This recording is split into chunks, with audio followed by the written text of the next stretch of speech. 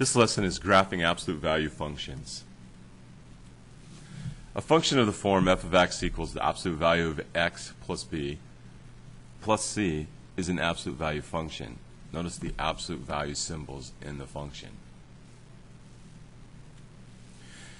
The graph of an absolute value function. Let's start with a simple graph we should know and understand. Y equals x. Y equals x is just a nice linear graph. That 45-degree sloping upward, positive slope angle coming through the origin. The only difference between y equals x and y equals absolute value of x is that in this case, all the y values equal something that's positive because absolute values always return positive values. So all these y values here that are negative have to come up and be positive. For example, at -1, we'd have to be positive 1. At -2, we'd have to be positive 2, and so forth all the way down the list there. So what we're going to do here is we're going to allow all these negative values to go up and be positive values. And the result is an absolute value graph. Notice the V shape that an absolute value graph has.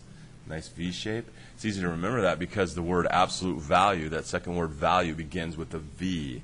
And so there's a good reminder there of what the shape of the graph looks like. Here's a generic form again, y equals a this time times the absolute value of x plus b and then plus c.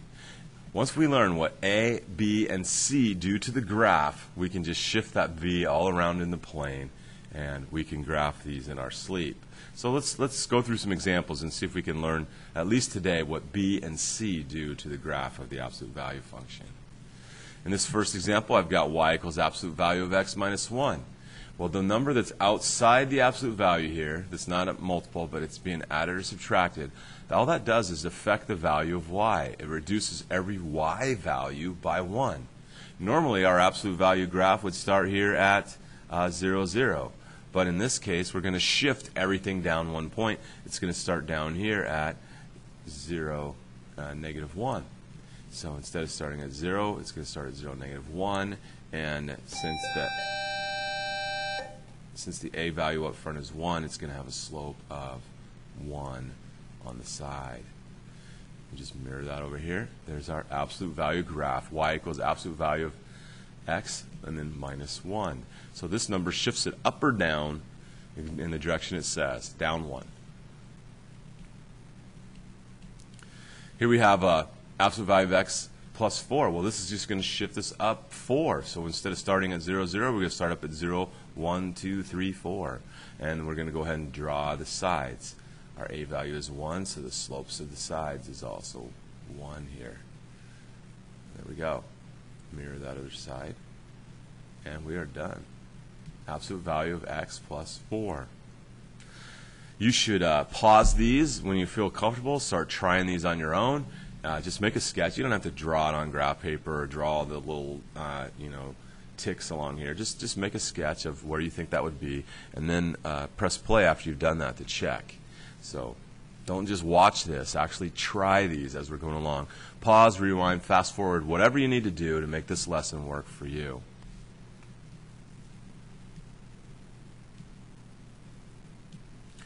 Absolute value of x plus 1. This time the plus 1 is inside the absolute value.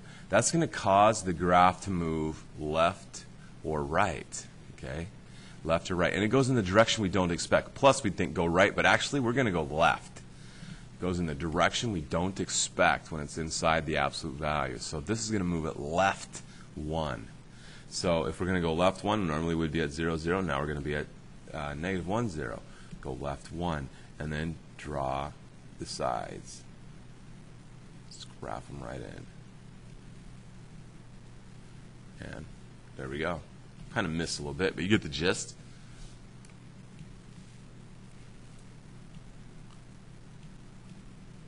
Okay, this one's got a couple things going on. Pause and try it if you want. Otherwise, we're going to power through here.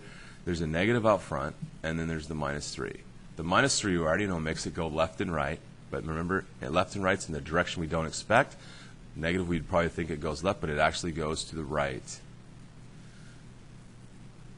And this negative out front will actually flip our absolute value over. Instead of opening up, it's going to open down. So let's find the key point first. The key point's being shifted to the right, 3. 1, 2, 3. Puts us at 3, 0. And then instead of going up from here, it's going to go down from here. That's what the negative out front's doing. It's just flipping this whole graph over.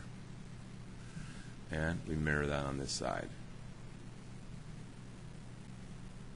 And I missed a little bit again on this side, but you get the idea. So remember, this will tell us whether we open up or down. If it's negative, it opens down. If it's positive, it opens up. And this inside number gives the left and right. And if there was something on the outside, that shifts the whole graph up and down.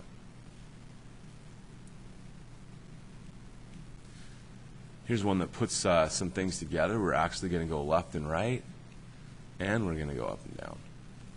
So the plus inside here goes in the direction we don't expect, so it's going to go left 2, and then negative 3 is going to take us down 3. So let's just start at 0, 0, and go left 2, 1, 2, and then down 3, 1, 2, 3. There's where our point's going to start. Instead of starting at 0, 0, starting left 2 and down 3. Now let's go ahead and draw the graph. This one opens up. It's positive out front, so it's going to open up. And we've got sides that have a slope value of 1. And same thing over here. There we go. How you doing with this?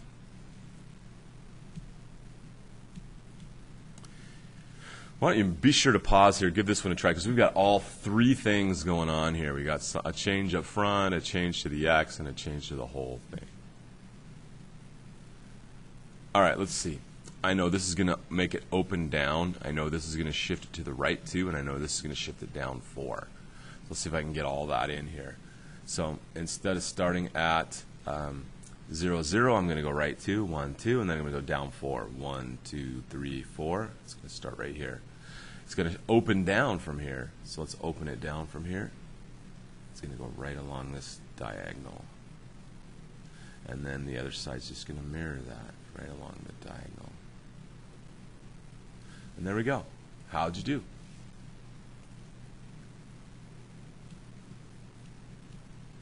That's our learning target for today. I will see you in class.